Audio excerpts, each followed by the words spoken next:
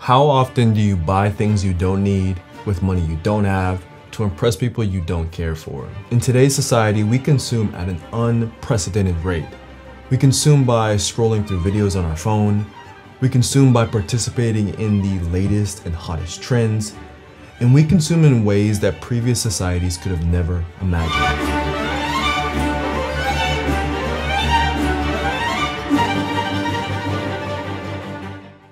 Not all consumption has a negative effect on the world, but there are a few ideas that keep popping into my head around the subject of consumption. 1, at the core, why do we consume as much as we do? 2, how long can we sustain moments of hyperconsumption like what we're currently experiencing with the Labubu doll fad? And 3, is it foolish, especially in fashion, to think that the curves of consumption will twist in any other way than up? Meaning, are we bound to only consume more and more and more as time goes on? For those of you who don't know me, my name is Drew. What it do? It's nice to meet you. Let's talk the consumerism problem.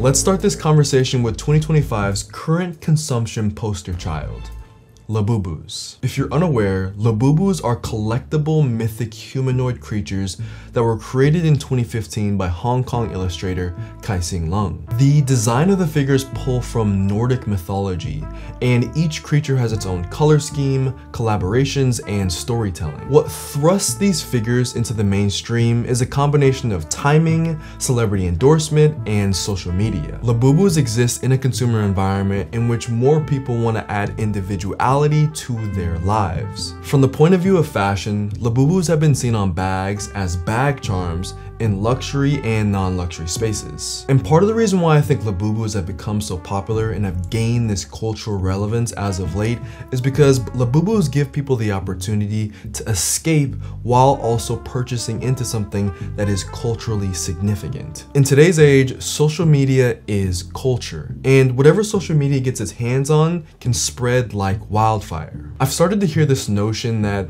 the idea that celebrity culture doesn't play as much weight in today's world as influencers have risen onto the scene. But I think in the case of Labubus, that statement or that idea needs to be retracted because Labubu's success is in direct correlation with the celebrities who have both organically and inorganically supported and propped up these dolls. But there are still several reasons to why the Labubu doll trend craze is happening.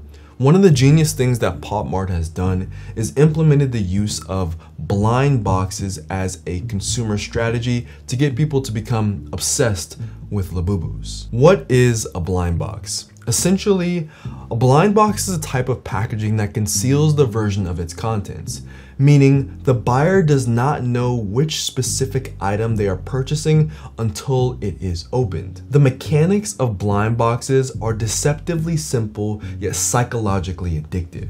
And this element of gambling is a big reason people are obsessed with buying, unboxing, and consuming Labubus. There's also a social element to opening blind boxes. Streamers, influencers, and friends can share that built-up anticipation when unboxing blind boxes online or in real life. And what's interesting, the sale of blind boxes or mystery boxes has been banned in China for children under the age of 8 years old. In a way, what they've concluded in China is that blind boxes and mystery boxes for kids is akin to what you would be doing if you're teaching a child how to get into gambling or showing them the early bouts of gambling. All of these elements, from escapism to the use of blind boxes to the implementation of social media and the social element of Labubus, creates a powerful concoction of hyperconsumption. And in my opinion, all of these factors,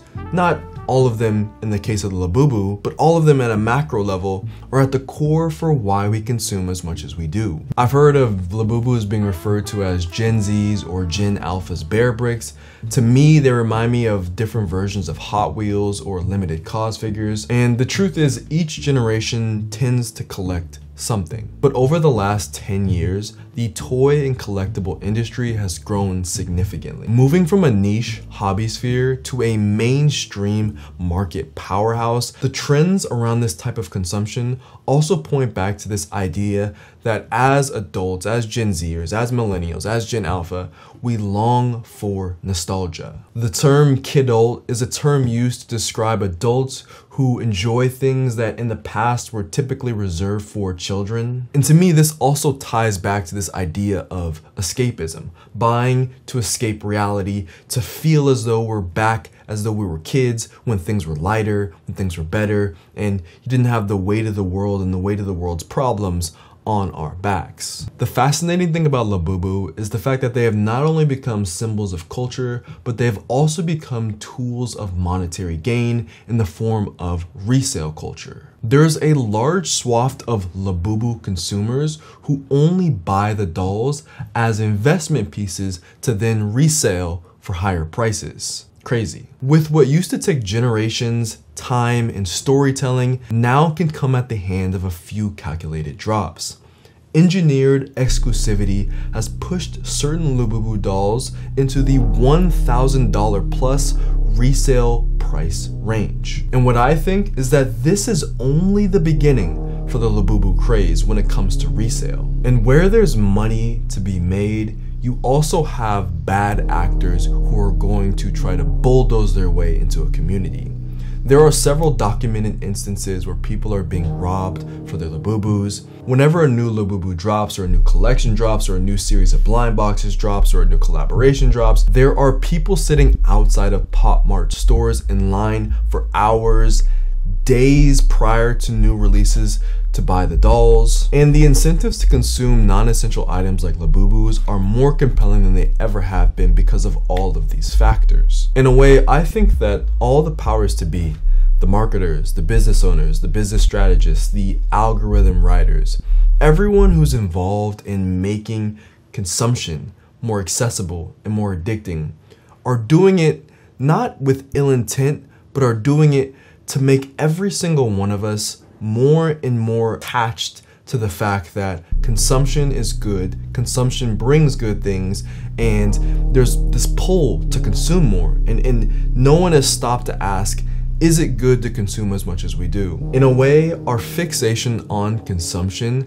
makes it as though that our society's most important priority, the thing that we should care about the most, or one of the things that we should care about the most, is to buy things that will make us happy and bring us fulfillment, quote unquote fulfillment. Labubus are the perfect emblematic manifestation of current consumerism. They have cultural cachet both online and in real life. They have exclusivity, yet offer readily available options. And they have a powerful, almost tricky psychological component as it relates to how they've implemented blind boxes or mystery boxes.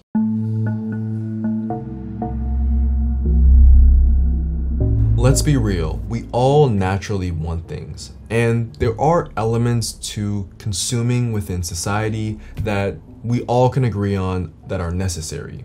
Food, shelter, water, clothing. But modern day consumerism is built on top of social factors that are often overlooked and underrepresented. One of the biggest hidden truths about consumerism is that we don't buy things because advertisements are so good.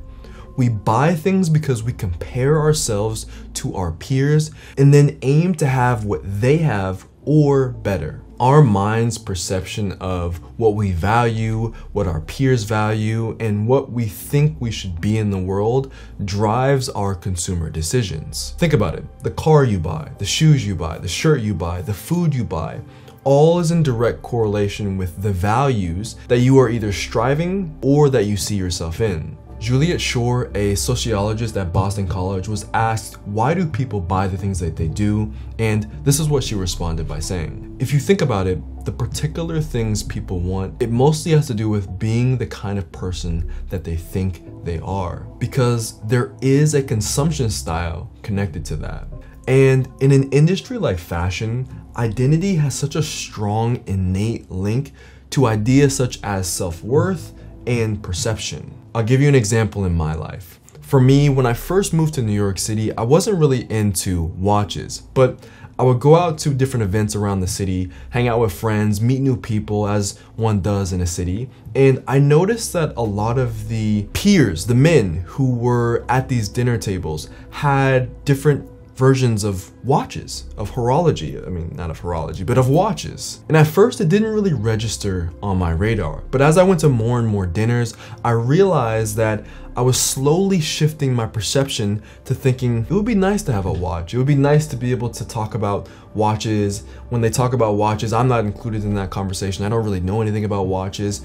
Maybe I start researching or caring about watches. Maybe I start doing more investigation on what would be some interesting watches to buy for my first watch. Hint, hint. And I guarantee we've all done this at one point or another in our lives. Whether it's at school and everyone's wearing a particular backpack brand or a particular shirt brand, whether it's at work and everyone has a certain type of suit or tie or belt or something, the people that we interact with, they do influence us to buy things that maybe otherwise we wouldn't have considered if those people weren't in our lives. And while advertising isn't the prime component to maybe why you buy something, brands, trends, and social media and the products that are associated with the people we care about end up becoming the products that we care about.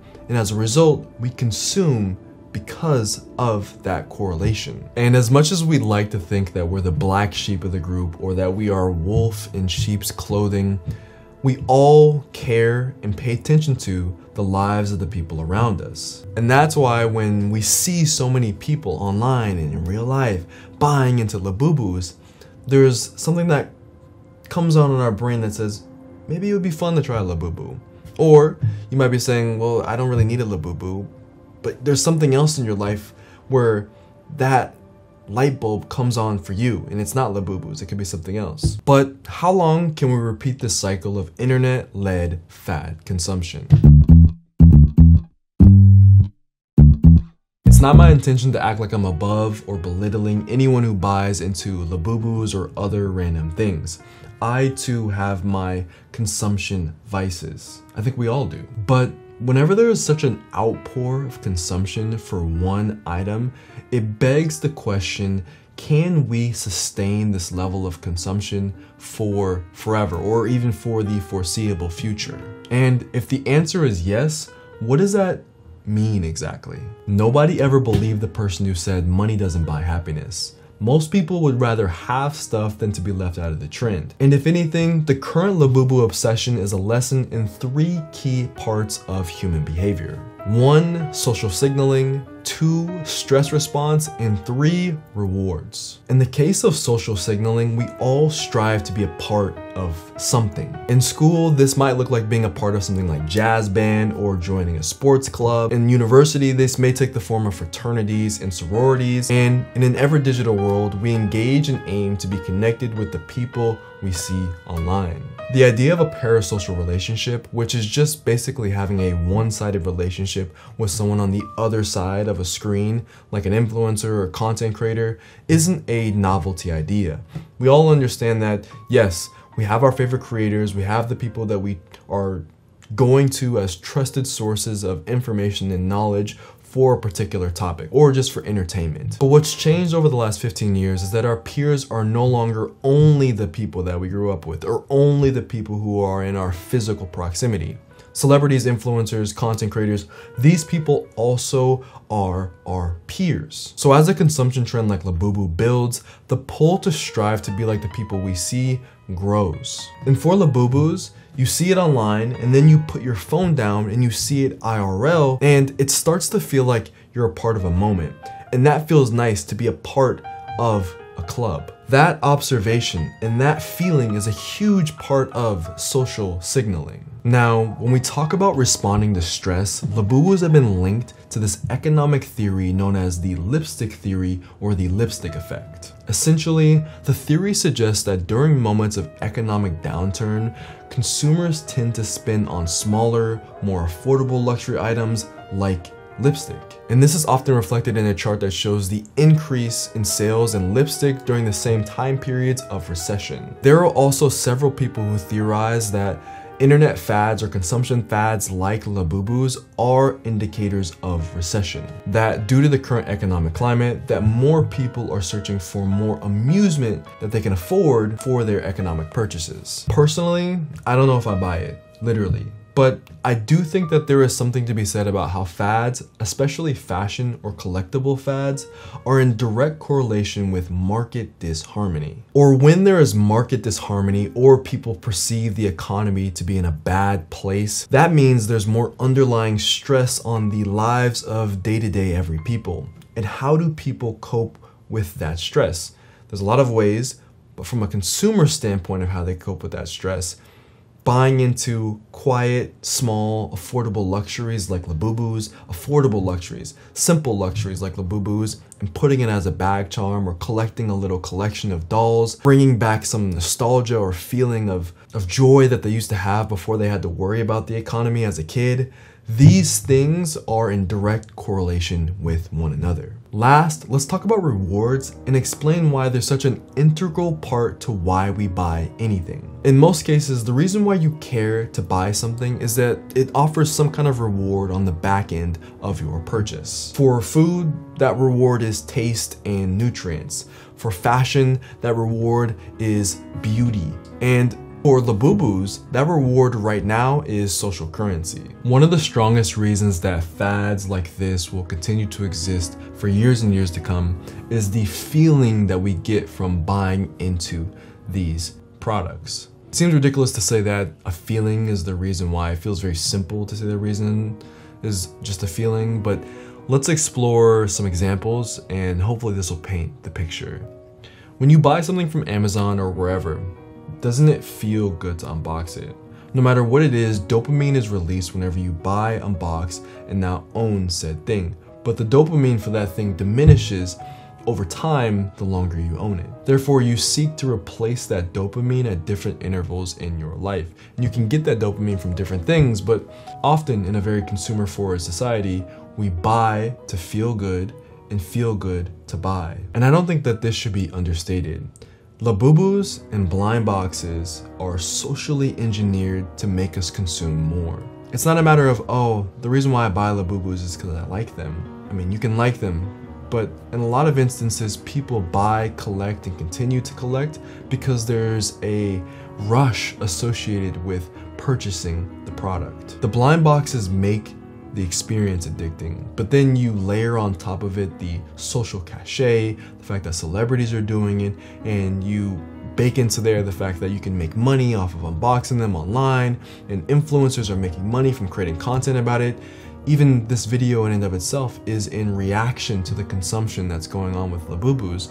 Then you start to realize how everything in our world revolves around consuming, or consumption, or a consumer trend, or what's happening in the consumer world. The feeling of buying a Labubu right now is incredibly, incredibly powerful. And I guarantee you there will be people, if you're young now and you're watching this video, or if you're young and you consume Labubus, in 10 years when you look back on the Labubu craze, you're gonna say, wow, what a time it was to be a part of the Labubu era, or what a time it was to be collecting these Labubus. How fun was it to be a part of these Labubus? That's what people feel about consumption. That's how consumption moves them. It's a feeling. They feel good about it. And they create societies, they create stories around how good that feeling is. The reward for buying Labubus is as high as it will ever be in this very moment.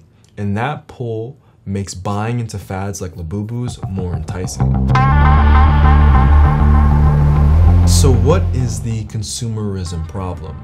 The problem lies in what we've decided to turn the world into in pursuit of greater and greater consumption. One of the things that I've noticed from myself, from talking to friends, to talking to you guys and peers, is that the world seems infected with sameness and repetition in the name of predictable consumption.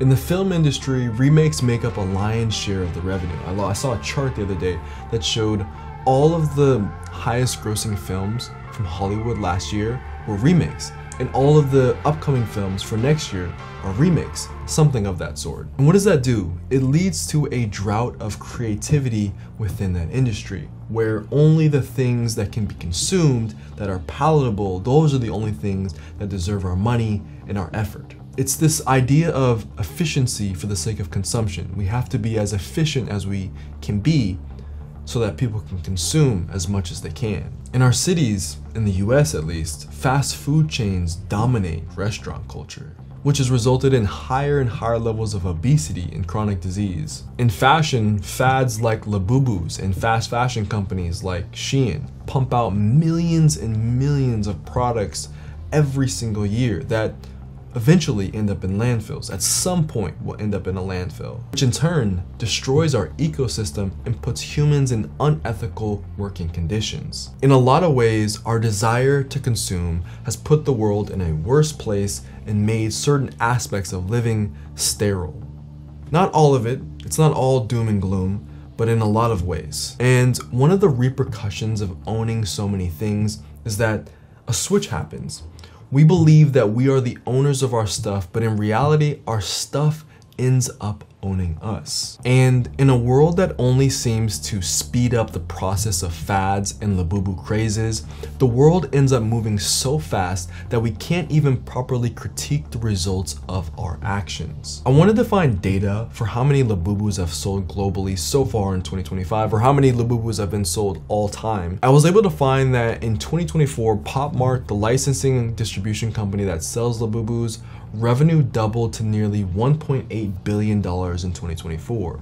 And I was watching a report that said that there is a $34 billion market cap on these toys. Labubu is definitely having its moment, but there's also no doubt in my mind that other CEOs and other industries aren't looking at what Labubu is doing and drooling at the mouth to hope to one day achieve the same moment. What are the repercussions of living in a society where CEOs, where people, or the powers to be, all they want the masses to do is to consume as much as possible to fill the pockets of the wealthiest people in the world? And in my head, the repercussions of a society that's so fixated on consumption leaves us addicted to shopping, leaves the environment tattered and abused, and leaves the majority of the people with a misunderstanding of what we would consider to be necessary goods for their day-to-day lives. There's a dissonance between what we need and what we're told we need and what our peers are buying into. It creates this distortion of needs for the everyday person. So, what should we do? Well, the answer is complicated. Everyone's livelihood is tied up to the production and wealth generated from selling. Telling you to buy less or to buy more ethically won't actually solve the problem. As we've seen, more and more people are ringing the alarm bells on overconsumption and ethical consumption, but it hasn't really slowed down any of the data. And while yes, it's good to support businesses who are ethically aligned with this idea that we need to consume less and produce things in a more renewable way, within our system at this moment, businesses are incentivized to appear as green as possible as a measure of public relations to their customers.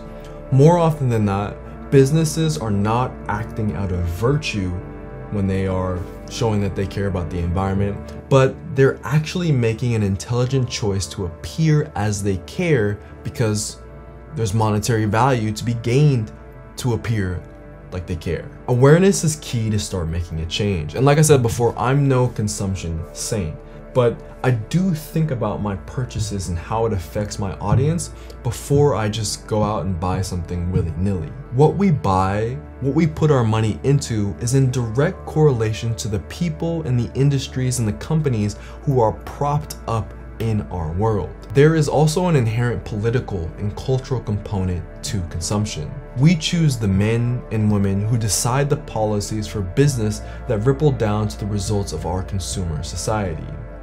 Choose those people wisely. And the next time you feel compelled or feel drawn to buy something like a Labubu or anything else because it's trending, ask yourself, do I really need this item?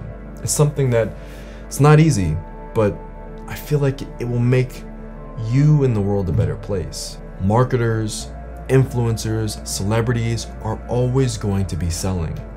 Businesses, social media, restaurants are always going to be selling. But that doesn't mean that you need to be buying. As always, I'm spreading peace, love, and positivity in 2025. So that means I'm spreading peace, love, and positivity to you and to everyone who's alive. Wherever you are in the world, have a wonderful rest of your day. A bientôt. Peace.